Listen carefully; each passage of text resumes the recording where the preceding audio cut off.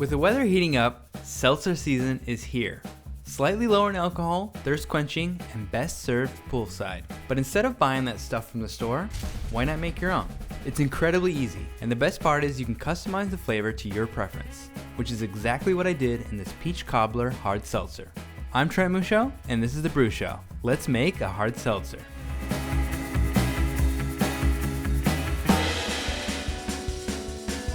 Alcoholic seltzers hit the world by storm a few years ago, and while it may have seemed like a trend, it appears they're here to stay.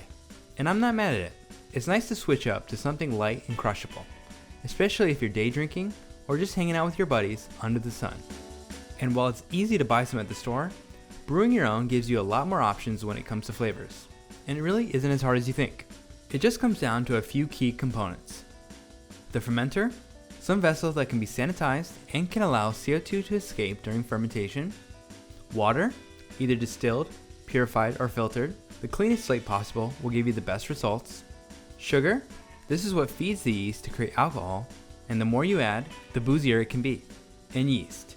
An ale or wine yeast is fine, but this readily available Kveik Lutra yeast is perfect for hard seltzers. With those items in hand, you can make a decent plain hard seltzer, and I could stop the video there. But you want to make a great hard seltzer, right? Let me share some tips to help you get the best results. First up, if you don't have a fermenter, then check out my video on how to make one for $10. It'll get you started with a nice 2-gallon fermenter, perfect for making all kinds of small homebrew experiments. The fermenter lid seals, but it has a hole at the top that you can place an airlock in. This airlock works to let air out but not in. This is important because during fermentation, a lot of CO2 is created by the yeast. An airlock will let it go out, but keep other potential bad things from coming in. Also, your fermenter won't explode, since it has a way to relieve that pressure. Next, water.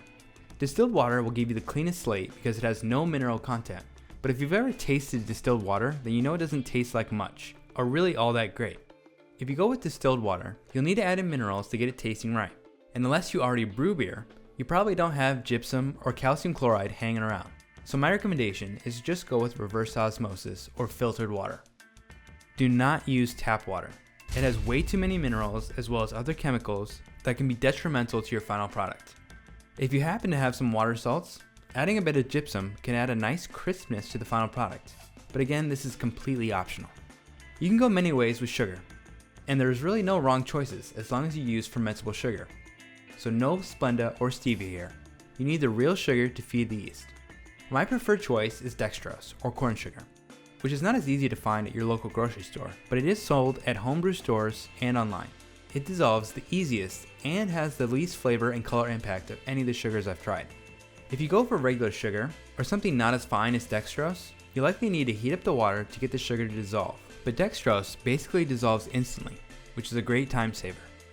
As mentioned, Lutra yeast is perfect for seltzers, and for the beginner brewer. This is because it has a wide temperature range for fermentation, 68 to 95 degrees Fahrenheit, which means you can basically make this at room temp, whereas most ale and wine yeasts, when fermented beyond 69 degrees, will create a ton of off flavors that can make your final seltzer taste bad. Lutra is super neutral, even up to the 90s, and that's exactly what we want in a hard seltzer. While we're talking about yeast, adding a yeast nutrient is highly recommended for hard seltzers. This is because there's essentially no nutrients in sugar water, and yeast need a little something more to be healthy. It'd be like drinking soda all day and not getting any good veggies in your diet. Sure, you can make it through the day, but it's going to be a struggle. Yeast nutrients can come in many forms, like DAP or Ferment seen here.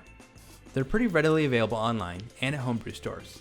And if you think you'll be making more seltzers or other fermentations like ciders, meads, or even beer, you might as well stock up and have it for any random inspired brew day. Taking all of this into mind, you can build the perfect seltzer base. It takes about a week to ferment, and then you can bottle it or keg it. From that base, you can start to think about the flavors you want to add. The easiest way to add flavors is to use some sort of extract towards the end of fermentation. But what if you want something a little more natural?